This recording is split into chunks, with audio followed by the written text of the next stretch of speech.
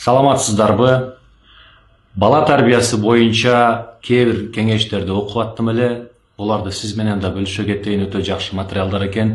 Эгер жакса, сиздер да бөлүшүп коюңуздар, мындай материалдар кыргыз тилинде өтө аз.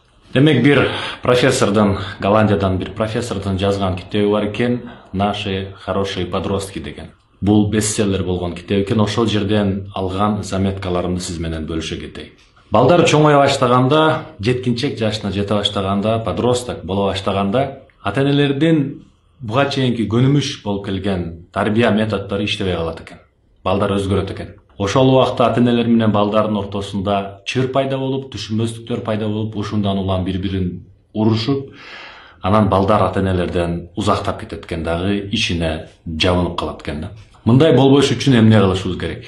Биринчиси, бала тарбиясында урушуп жемелүү же бизче айтканда чукумай деген нерсени токтотушубуз керек экен. Бул эң натыйжасыз жана эң пайдасыз ыкма экен.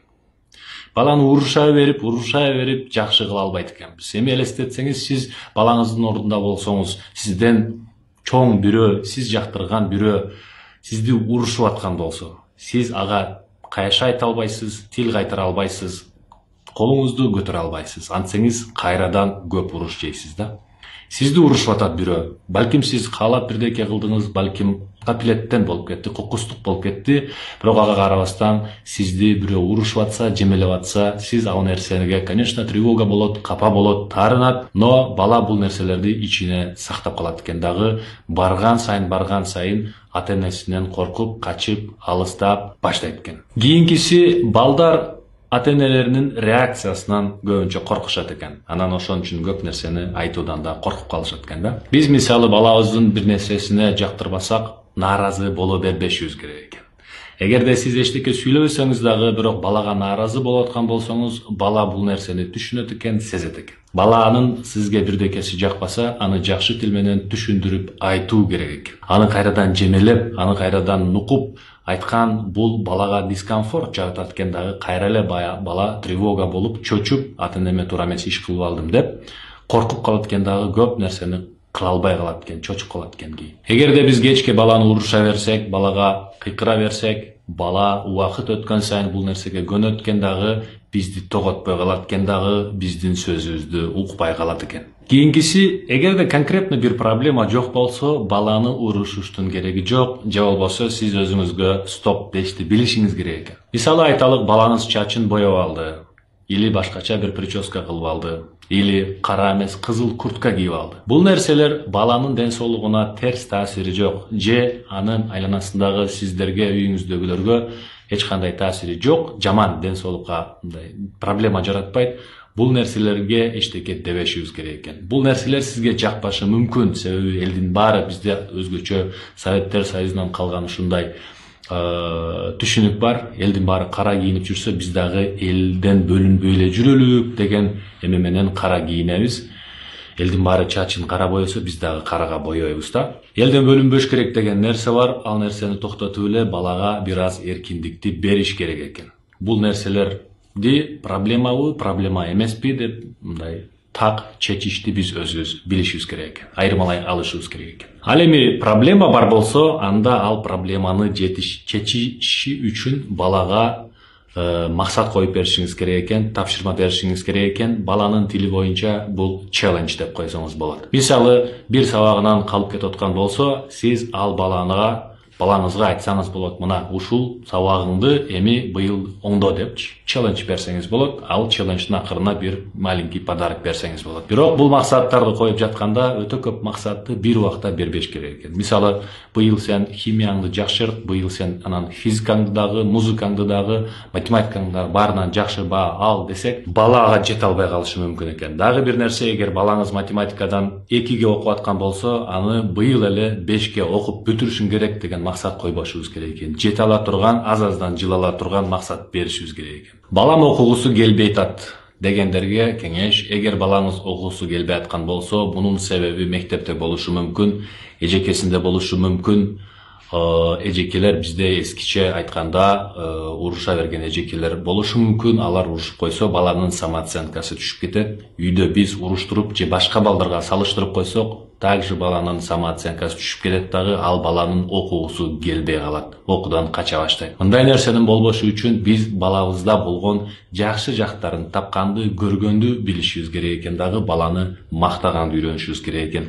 Эгер аз-аздан биз аны мактап отурсак, балким ошондо баланын окууга болгон мотивациясы ачылат экен дагы, бала уже сүйүнүп окуй баштайт экен. Бул боюнча башка бир кашай ичинде маселе айтып берейин. Убагында бир интернетте статья окудум эле, эмнеге Россияда, особенно орус жазган, Россияда ажырашуулар көп болот деп жазган экен да. Анан карап көрсө, булардын баарынын негизги себеби биринчи класста башталат дейт. Эмнеден десе, биринчи класста мисалы А тамгасын 100 жолу жазып кел деп эжекеси жөнөтөт да, тапшырма берет. Бала жазып келет аны. Дептерге А тамгасын 100 жолу жазып келет.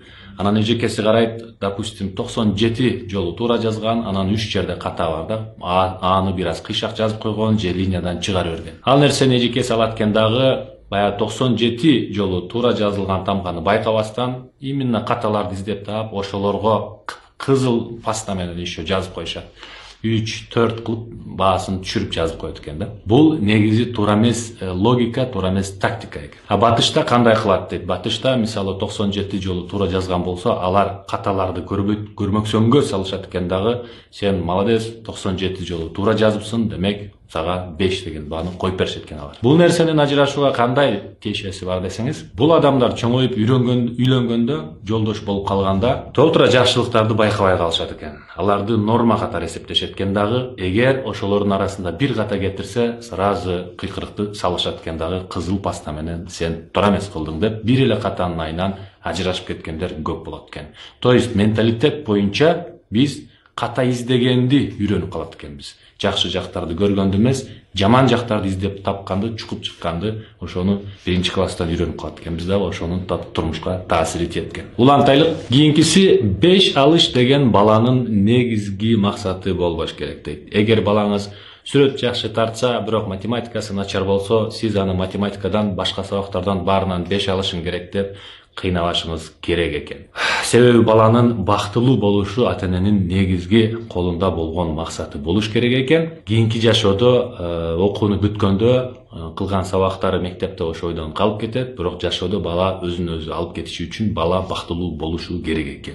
Мектепте алынган 5тери ага пайда бербейт. Балаңыз сүрөт жакшы тарта алса, ошо жагына маани берип, возможно, математиканы да көтөргөн аракет кылыш керек, бирок сен сөзсүз 5 алышың керек деген нерседен качышыбыз керек экен. Балаңыз математика боюнча профессор болбошу мүмкүн, бирок жакшы сүрөтчү болуп чыгышы мүмкүн экен. Кийинкиси, амбициясы жок өскөн балдар бактылуу жашайт дейт.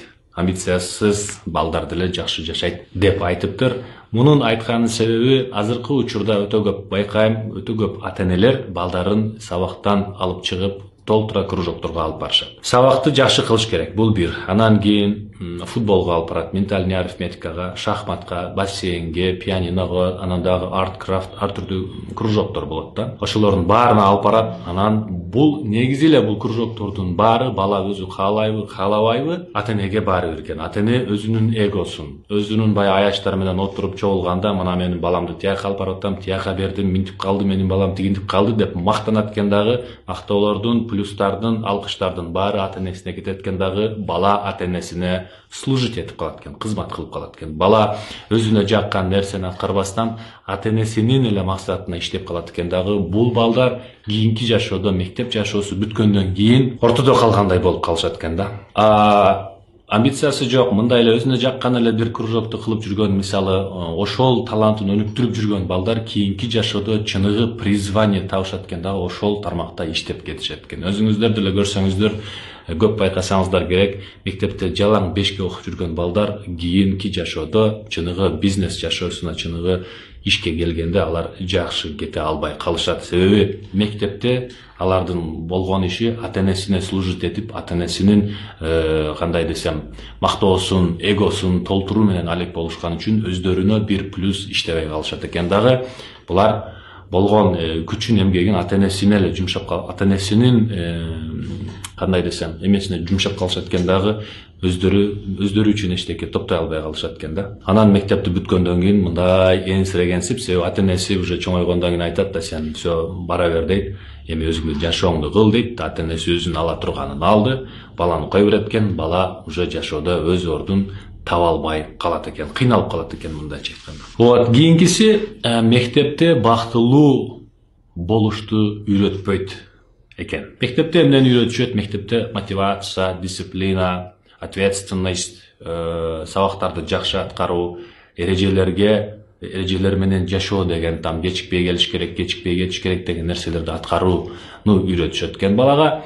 Бул нерсе баланы солдатка айлантат экен да, негизи эле. Ата эненин үйрөтө турган нерселери, мисалы, ички гармония болушу мүмкүн, сүйүү сезими болушу мүмкүн, өзүнө ишенүү болушу мүмкүн, элдер менен кантип байланышуу, сүйлөшүү керек, ошолорду үйрөтүш керек, өзүн кантип алып жүрүш керек, өзүн кантип выражать этиш керек, ошолорду ата эне үйрөтүшү керек экен. Себеби именно ушулар баланын бактылуу жашоого болгон азык экен да.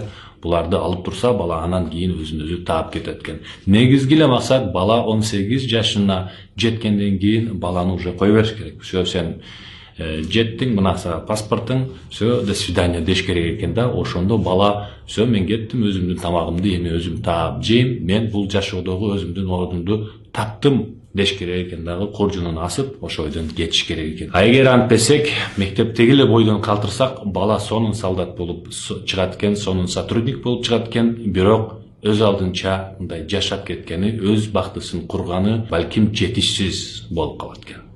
Ошондуктан бактылуу болушту ата эне өзү үйрөтүш керек экен. Бул нерсе үчүн бала менен көп сүйлөшүп, ал менен көп урушпастан, көп жемелебестен, анын самооценкасын жерге түшүрбөстөн, каккылабастан тарбия бериш көрүшүбүз керек экен.